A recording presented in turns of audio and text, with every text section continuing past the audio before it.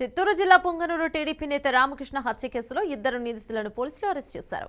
చంద్రమాకులపల్లి పంచాయతీ కృష్ణాపురంలో ఈ నెల 15న టీడీపీ నేత రామకృష్ణ దారుణ హత్యకు గురయ్యాడు. మాజీ మంత్రి పెద్దిరెడ్డి రామచంద్రారెడ్డి, ప్రధాన అనుచరుడు వెంకటరమణ మరో నలుగురితో కలిసి పక్క ప్లాన్తో కిరాతకంగా వేట కొడవలితో రామకృష్ణను హతమార్చారని ఎస్పీ వెల్లడించారు. రామకృష్ణ తనకు, తన కుటుంబ సభ్యులకు ప్రత్యర్థుల నుంచి ప్రాణహాని ఉందని సీఐకు ఫిర్యాదు చేసినా ముందస్తు చర్యలు తీసుకోలేదని చెప్పారు.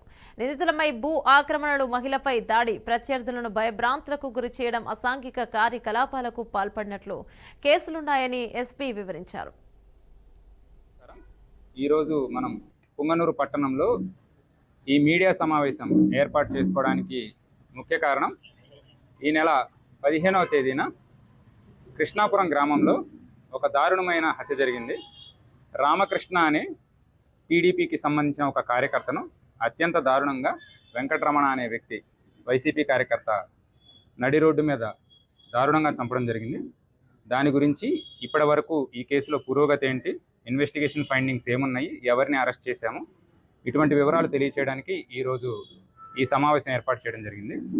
కేసు వివరాల్లోకి వెళ్తే, ఈ రామకృష్ణ గారు రైతు వ్యవసాయం చేస్తున్నారు.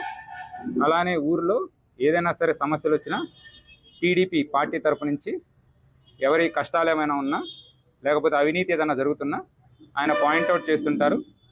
అలానే ఆర్థికంగా కూడా బాగా స్థిరపడ్డారు. ఈ నేపథ్యంలో అతని ఊరికే సంబంధించిన వెంకటరమణ మరియు కొంతమంది వ్యక్తులు కలిసి ఇతనితో తరచుగా గొడవ పెట్టుకోవడం జరుగుతుంది. పోయిన సంవత్సరం ఎప్పుడైతే సరే ప్రస్తుతం ఉన్న గవర్నమెంట్ అధికారంలోకి వచ్చిందో